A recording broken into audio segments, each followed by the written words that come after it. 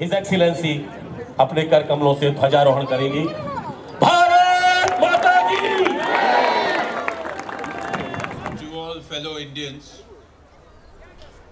and to all citizens of Indian origin, may I first of all extend a very, very hearty congratulations on the 70th Independence Day of India.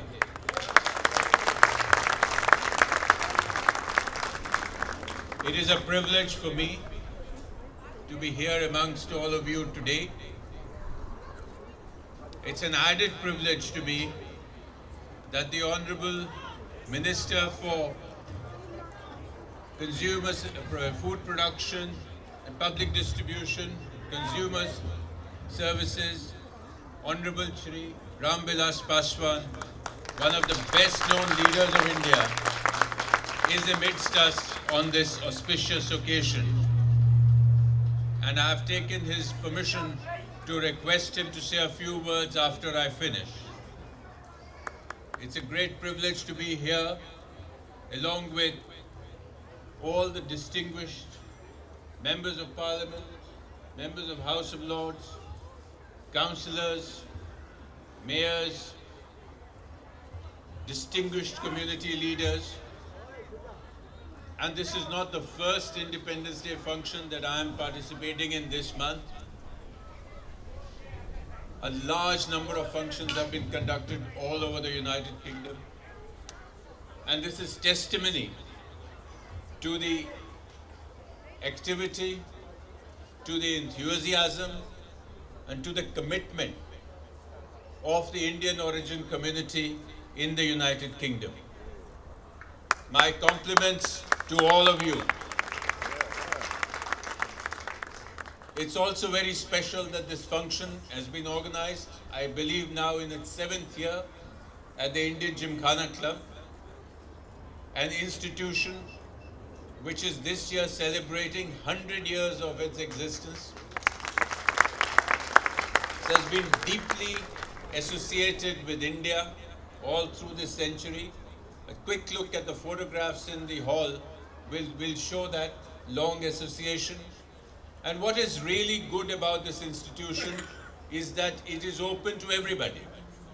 It is multiracial, it's multi-ethnic, and it's multi-religious.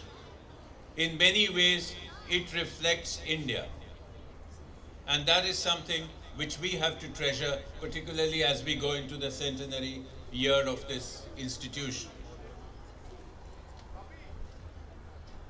India at 70 is without doubt the greatest democratic experiment that has been conducted in the history of the world and conducted successfully. 70 years ago, when we became independent, we were an uncertain polity. We were a colonized economy. We had no institutions. We had no industry. And people around the world were very skeptical about how many years India would survive as a country, whether Indian leadership would be able to handle such a large institution of that country and how to go about ruling it. There was open cynicism and skepticism expressed about that possibility. India has proved everybody wrong in its own way, in the way that it has been existing for 5,000 more years, in terms of a civilizational conquest of all the difficulties that we have faced. It has been made possible exactly by the way the Gymkhana Club at a very microcosmic level is reflecting the multiplicity of races and religions and ethnicities. Similarly, India has managed through the most unique governing instrument that our forefathers could give us, the Indian Constitution, we have managed to make the dream of the forefathers a reality. And today, there is nobody in the world who doubts for a moment that India today, despite all the huge challenges it faces, is a uniquely successful democracy.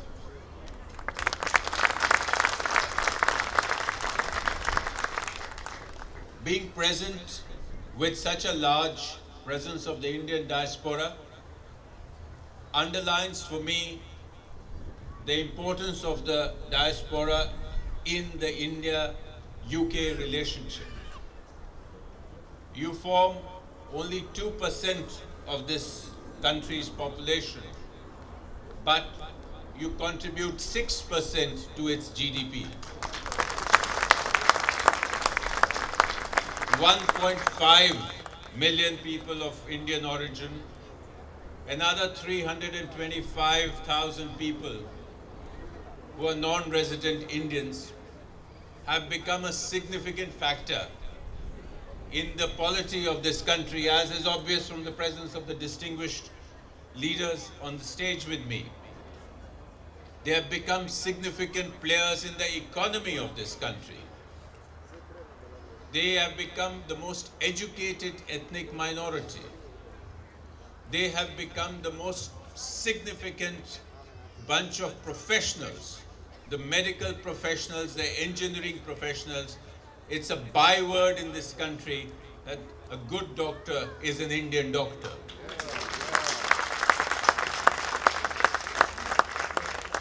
And what is important is that you have done this all in a cohesive fashion, in a way in which you have carried people of different backgrounds, people of different religious followings, people of different language groups. You have kept them together as you have moved ahead in your activity in this country. And this is something which I believe we should treasure and we should never ever forget. You have also not looked away from India.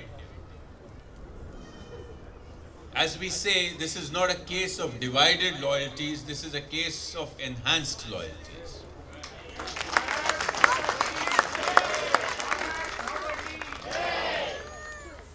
You have, as you have moved ahead as global citizens, you have kept your cultural roots.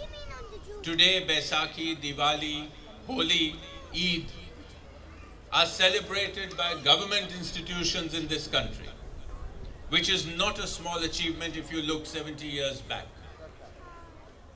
And this is because you have given a respect to Indian culture. If you forget Indian culture, nobody else will recognize it. And you have not forgotten, you have enhanced it. And again, we at the High Commission and at the Government of India, if I may say on behalf of the Honourable Minister also, cherish this contribution. At the High Commission, we are acutely aware of our role in facilitating the life of the Indian diaspora, in nurturing your connection with India.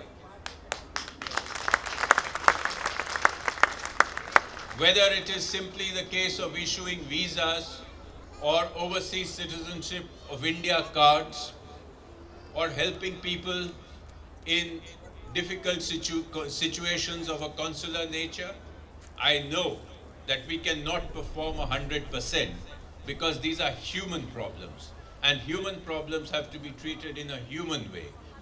We cannot treat these problems like a machine. But if we can continue to persevere to look at 100%, then I think we are going a long way in doing that. And for this, we need your cooperation and your understanding. We have instituted an open day at the High Commission, at which people can simply come and meet the senior officers at the High Commission with their particular problem and explain what they may not be able to explain at the visa window. I hope all of you will continue to work closely with us. We are keen to work with all the associations. We are keen to work with all the groups all over the country to further our common objectives, particularly next year as we go into celebrating the 70th anniversary of India's independence, the 70th anniversary of India-UK relations, and the India-UK Year of Culture. When we look at India, I think you have a lot to be proud of. I do not need to repeat the Honorable Prime Minister's speech from the ramparts of the Red Fort. But a quick look at that speech will show the progress that we have made, whether it is in moving our economic growth forward, whether it is to bringing the most depressed sections of our society into the mainstream, whether it is to include those who never had a bank account to open a bank account and become part of the financial future that India has to offer. And India has a lot to offer. A country with 65% people who are less than 35 is full of energy. And if we have huge challenges, as the Honorable Prime Minister said, we also have 1.25 billion brains to solve those challenges. And that is what we have to concentrate on. I think there is a long way to go for us, and 70 years in the life of a country is not even the blink of an eye. 70 years is just the beginning. And if we have reached where we have, then I'm sure that we will soon be able to fulfill the dream that our forefathers, many of whom were associated with this country, whether you look at Mahatma Gandhi, Pandit Nehru, Dr. Ambedkar,